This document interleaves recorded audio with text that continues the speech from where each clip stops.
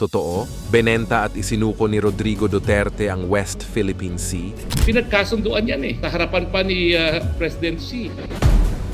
Bongbong Marcos na bahala sa sikretong gentleman's agreement na ito. Ipaliwanag na ano ba sino bang kausap mo?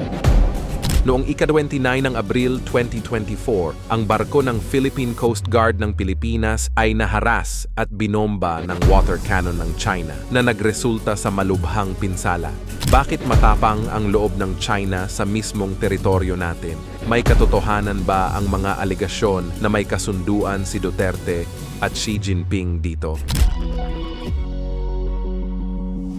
Ang West Philippine Sea ay naging sentro ng tensyon sa Timog Silangang Asya, lalo na sa pagitan ng Pilipinas at China. Noong si Rodrigo Duterte ay naging Pangulo ng Pilipinas noong 2016, maraming nagsasabi na nagkaroon ng pagbabago sa patakaran ng Pilipinas patungkol sa China. Pinili ni Duterte na gamitin ang diplomasya imbes na konfrontasyon. Ngunit iba't ibang spekulasyon ang lumabas tungkol sa kung paano niya hinahandle ang issue ng West Philippine Sea. Ano nga ba ang tunay na nangyari? May mga akusasyon na ibinenta o isinuko ni Duterte ang ating karapatan sa West Philippine Sea kapalit ng mga pangako ng pamumuhunan at tulong mula sa China. Para sa iba, ito ay pagtataksil sa ating soberanya. Kamakailan lang, may mga balitang lumabas na di umano'y may gentleman's agreement si dating Pangulong Duterte sa China patungkol sa West Philippine Sea. Ano nga ba ang ibig sabihin nito? Sa madaling salita, ito ay isang hindi formal na kasunduan na nagbibigay daan sa China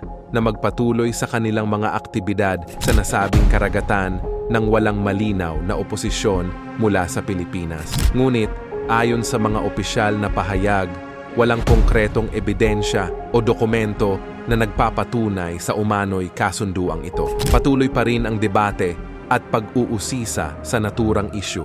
Sa kabilang banda, mariing itinanggi ni Duterte ang mga akusasyong ito at iginiit niya na hindi niya kailanman isinuko ang anumang teritoryo ng bansa. The only thing I remember was status quo. That's the word. I assure you that if it was a gentleman's agreement, it would always have been an agreement that would keep the peace in the South China Sea. Dagdag pa rito, binigyang diin ng administrasyon ni Presidente Ferdinand Marcos ang kahalagahan ng pagtatanggol sa soberanya ng Pilipinas. The threat has grown. We must do more to defend our territory.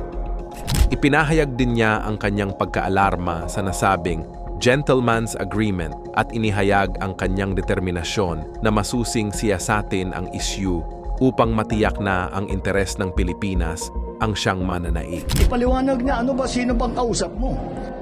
Sa kabilang banda, patuloy na iginiit ng China ang pagkakaroon ng naturang kasunduan sa ilalim ng administrasyon ni Duterte. Binigyang diin nila na ang kasunduang ito ay isang hakbang patungo sa mas mabuting ugnayan sa pagitan ng dalawang bansa. Ngunit marami ang nagtatanong kung ano nga ba ang tunay na epekto nito sa soberanya ng Pilipinas. Ano nga ba ang mga implikasyon nito para sa ating bansa? Mahalaga ang West Philippine Sea hindi lamang dahil sa mga likas na yaman nito, kundi pati na rin sa estratehikong kahalagahan nito sa rehiyon. Ang anumang kasunduang maaaring maglagay sa alanganin ng ating teritoryo ay dapat na masusing binabantayan at pinag-aaralan. Sa ngayon, patuloy pa rin ang mga pagsisikap ng iba't ibang sektor na alamin ang katotohanan sa likod ng mga akusasyon at ang epekto nito sa kinabukasan ng Pilipinas. Bilang mamamayan, mahalaga na tayo ay manatiling mapagmatyag at well-informed sa mga isyu na may malaking epekto sa ating bansa. Maraming salamat sa panonood.